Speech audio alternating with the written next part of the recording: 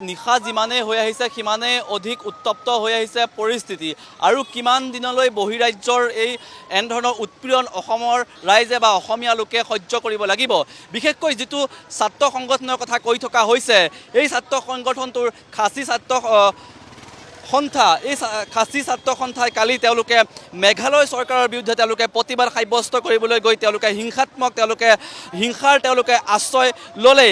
খাচী ছাত্ৰ সন্থাটো শ্বিলঙত প্ৰতিষ্ঠিত এটা জনগোষ্ঠীয় সংগঠন আৰু এই জনগোষ্ঠীয় সংগঠনটোৱে তেওঁলোকৰ যিসমূহ দাবী, তেওঁলোকৰ জনগোষ্ঠীটোৰ জাতিটোক আগুৱাই নিয়াৰ ক্ষেত্ৰত তেওঁলোকৰ যিসমূহ অধিকাৰ, সেই অধিকাৰ সাব্যস্ত কৰি কালি দিনটোত তেওঁলোকে মেঘালয় চৰকাৰৰ বিৰুদ্ধে তেওঁলোকে প্ৰতিবাদ সাব্যস্ত কৰিছিল।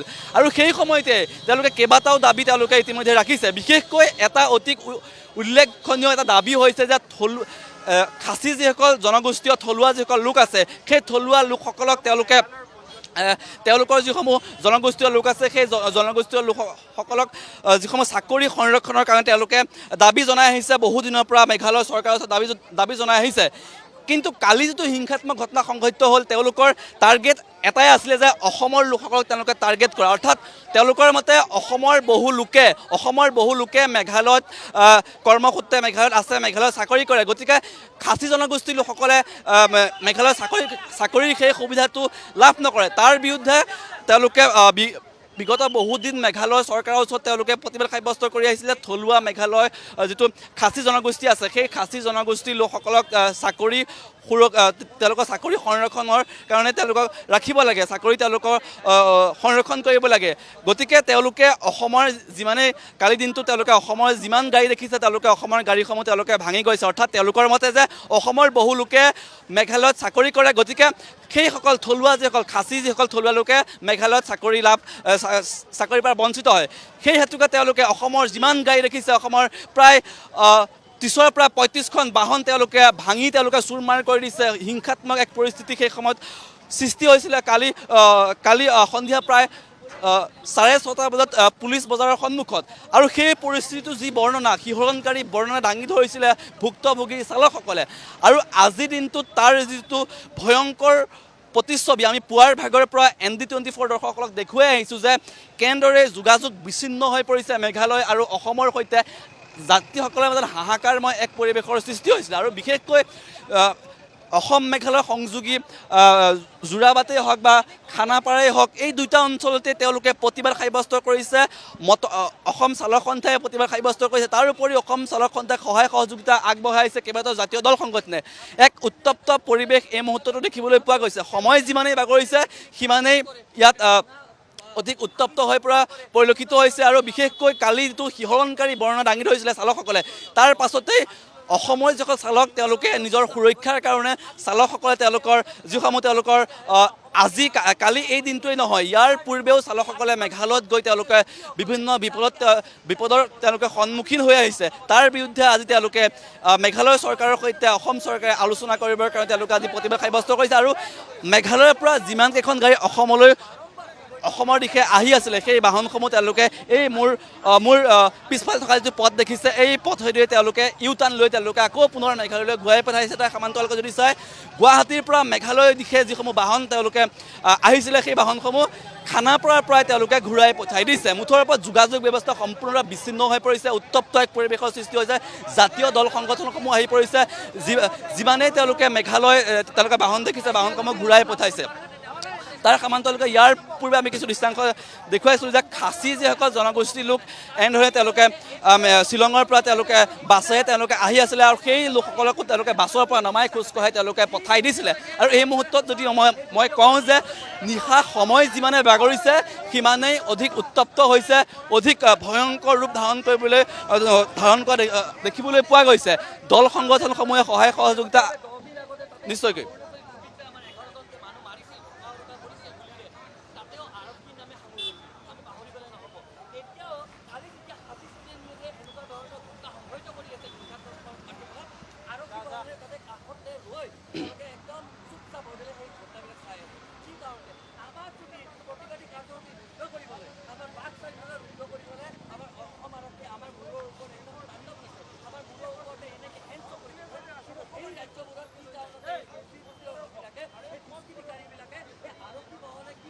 বাৰ্বিচি মই আৰম্ভণিতে কৈছিলোঁ যে যিটো খাচী যিটো ছাত্ৰ সন্থা সেই খাচী ছাত্ৰ সন্থাটোৱে তেওঁলোকৰ জনগোষ্ঠীটোৰ অধিক উন্নয়নৰ কাৰণে তেওঁলোকে কাম কৰি আহিছে বা তেওঁলোকৰ জনগোষ্ঠীটোক আগুৱাই নিবৰ কাৰণে মেঘালয় চৰকাৰৰ ওচৰত তেওঁলোকে বাৰে বাৰে দাবী উত্থাপন কৰি আহিছে। তেওঁলোকৰ চাকৰি থলুৱা যিসকল খাচী যিসকল থলুৱা জনগোষ্ঠীয় লোকসকল আছে সেই থলুৱা লোকসকলৰ কাৰণে চাকৰি সংৰক্ষণৰ কাৰণে তেওঁলোকে মেঘালয় চৰকাৰক বাৰে প্ৰতি তেওঁলোকে দাবী জনাই আহিছে, তেওঁলোকে বাৰে প্ৰতি প্ৰতিবাদ সাব্যস্ত কৰি আহিছিলে।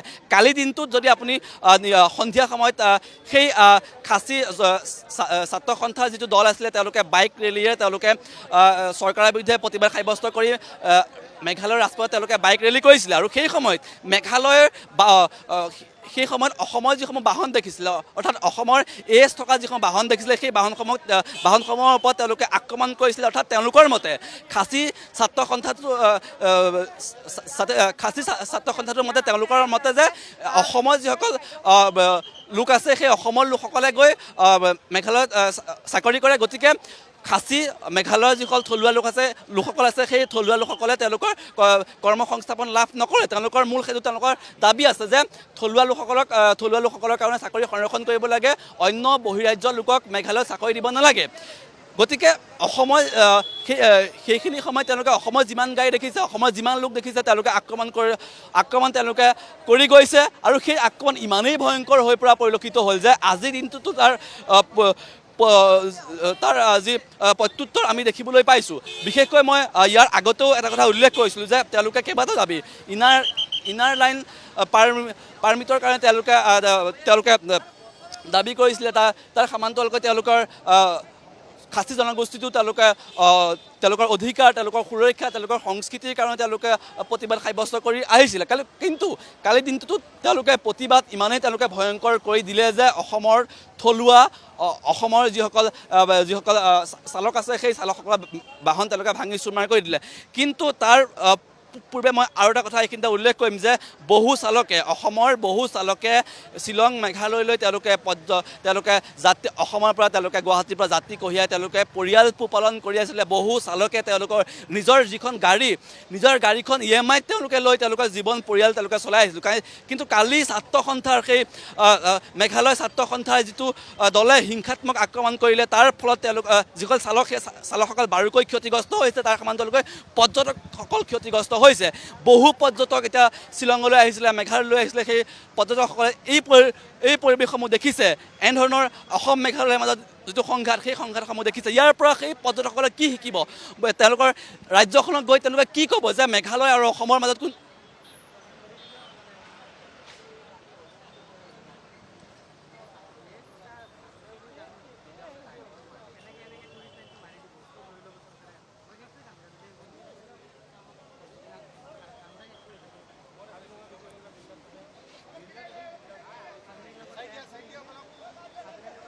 নিশ্চয়কৈ বাৰে প্ৰতি আমি পুৱাৰ ভাগৰ পৰা দেখুৱাই আহিছে। এই মুহূৰ্ততো মই চালকসকলৰ মন্তব্য ল'ম যে চালকসকলে তেওঁলোকে নিজৰ অধিকাৰ তেওঁলোকৰ প্ৰাপ্যৰ কাৰণে তেওঁলোকে আজি তাৰিখত প্ৰতিবাদ সাব্যস্ত কৰিছে। কেইবাগৰাকীও চালক আছে, মই তেওঁলোকৰ সৈতে মন্তব্য ল'বলৈ যত্ন কৰিম। পুৱাৰ ভাগৰ পৰা আপোনালোকে প্ৰতিবাদ সাব্যস্ত কৰিছে। আজিৰ তাৰিখত অসমৰ চালকসকলৰ সুৰক্ষা ক'ৰবাত নহয় ক'ৰবাত আপোনালোকে অসুৰক্ষিত আপোনালোকে অনুভৱ কৰে। কেৱল কালি দিনটোৱে নহয়, ইয়াৰ পূৰ্বেও অহা বছৰো এনেধৰণৰ ঘটনা সংঘটিত হৈছিলে। হয়, প্ৰতিটো সময়ত যদি আমি লক্ষ্য কৰোঁ, এইবাৰতো চালক বুলি নহয়, আচলতে অসমীয়া মানুহক টাৰ্গেট কৰি লোৱা হৈছে। আপুনি চাওক, এতিয়া বাণিজ্যিক বাহনতে আক্ৰমণ কৰিছে তেনেকুৱা ঘটনা নহয়, বাণিজ্যিক ক্ষেত্ৰখনতে তেওঁলোক সীমাবদ্ধ থকা নাই। আপুনি দেখা পাইছে গাড়ীৰ ওপৰত জঁপিয়াই নিৰ্মমভাৱে যেনেকৈ গ্লাছবিলাক ভঙা হৈছিল, মানে ISৰ মানুহৰ দৰে তেওঁলোকৰ হাতত যদি গান থাকিলেহেঁতেন গুলিয়াই দিলেহেঁতেন, এনেকুৱা অনুভৱ হৈছে আমাৰ। কেনেদৰে ইন'ভা গাড়ীবিলাক ভাঙি দিয়া হৈছিল। তো এতিয়া কথাটো হ'ল যে অসম আৰু অসমীয়াৰ ওপৰত অত্যাচাৰ কৰিছে আচলতে।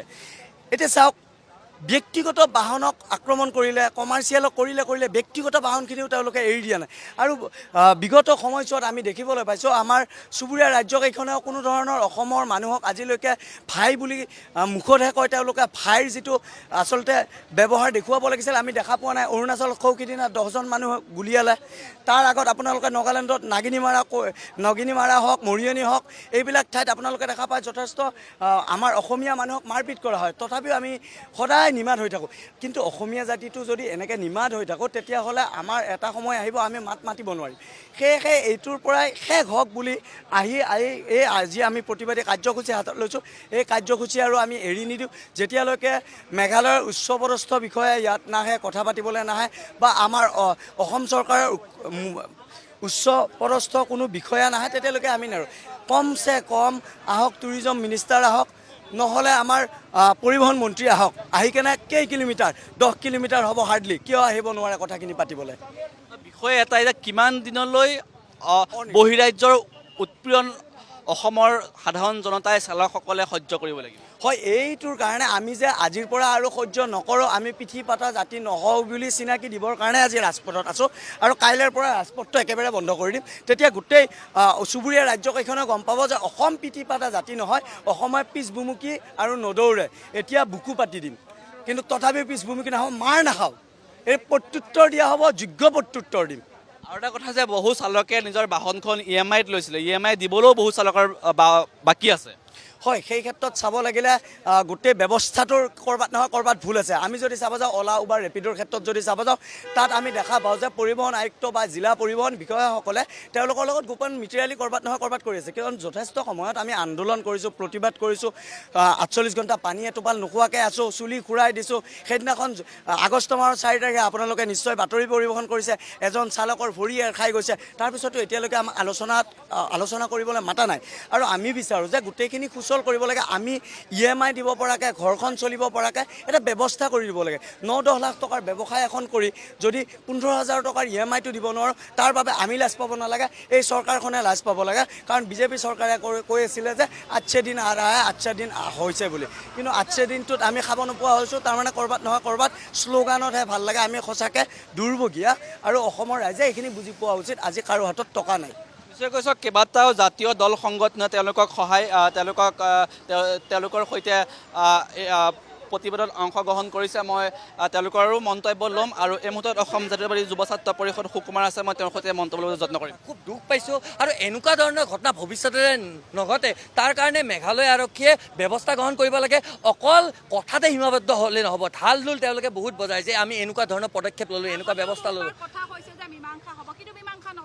মীমাংসা হ'ব বুলি কয় চাওক নাগালেণ্ডৰ লগত আমাৰ এটা সীমা সমস্যা আছে অৰুণাচলৰ লগত সীমা সমস্যা আছে মেঘালয়ৰ লগত সীমা সমস্যা আছে বাৰম্বাৰ কৈ থকা হয় আমাৰ অসমৰ তৰফৰ পৰা যে এই সমস্যাবিলাক সমাধান কৰিব লাগে আৰু বাৰম্বাৰ নিৰ্বাচনৰ প্ৰাক মুহূৰ্তত কেন্দ্ৰৰ পৰা মানুহ আহিব প্ৰধানমন্ত্ৰী আহিব গৃহমন্ত্ৰী আহিব প্ৰতিশ্ৰুতিৰ ওপৰত প্ৰতিশ্ৰুতি কিমান প্ৰতিশ্ৰুতি দিলে চৰকাৰ আহি থাকে চৰকাৰ গৈ থাকে প্ৰতিশ্ৰুতি দি থাকে কিন্তু এই সীমা সমস্যাসমূহ সমস্যাই হৈ থাকে পুনৰবাৰ তেওঁলোকে মীমাংসা কৰি দিয়া দেখা নাই আৰু ইয়াৰ ফলত সাধাৰণ মানুহখিনি মৰিবলগীয়া হয় সাধাৰণ মানুহখিনিয়ে ভুগিবলগীয়া হয় আজি যিখিনি চালক সন্থাৰ ইয়াতে মানুহ গোট খাই আছে আপুনি দেখিছে তেওঁলোকেও এই ইয়াৰ পৰা মেঘালয় যাব মেঘালয়ৰ পৰা তেওঁলোকে এনেকৈ কৰি পেলাই খাই আছে আৰু এনেকৈ পেটে ভাতে হৈ থকা কিবাকৈ জীৱন নিৰ্বাহ কৰি থকা মানুহখিনিৰ গাড়ীবিলাক যদি ভাঙি দিয়া যায় এখন গাড়ী ভাঙিলে কিমান লোকচান হয় এওঁলোকে কেনেকৈ জীৱন নিৰ্বাহ কৰি আছে বহুতৰ EMI দিব আছে এওঁলোকে কেনেকৈ জীৱন নিৰ্বাহ কৰিছে কেৱল মাত্ৰ এওঁলোকেহে জানে আমি কিন্তু সেইটো ভাষাৰে বৰ্ণনা কৰিব নোৱাৰোঁ আৰু কি কাৰণতে আমিতো ইয়াতে ML গাড়ী